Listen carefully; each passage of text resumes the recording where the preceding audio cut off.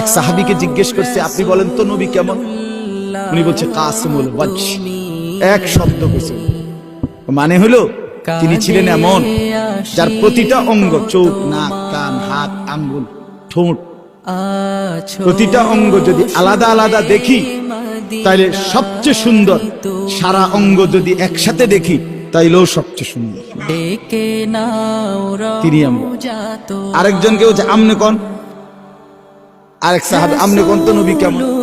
উনি বলতেছে আমি কইতাম না, তিনি ছিলেন এমন ওয়াসিমুল ওয়াজহ, তিনি ছিলেন এমন যাকে একবার দেখলে আবার দেখতে মন চায়, দ্বিতীয়বার দেখলে প্রথমবারের চাইতে আরো সুন্দর মনে হয়, যত তারে দেখি তত আরো সুন্দর লাগে। তিনি রাসূলুল্লাহ সাল্লাল্লাহু আলাইহি ওয়াসাল্লাম। আহা মুসলমান, কাকে ছেড়ে দিলাম, কার সুন্নাত ছেড়ে দিলাম?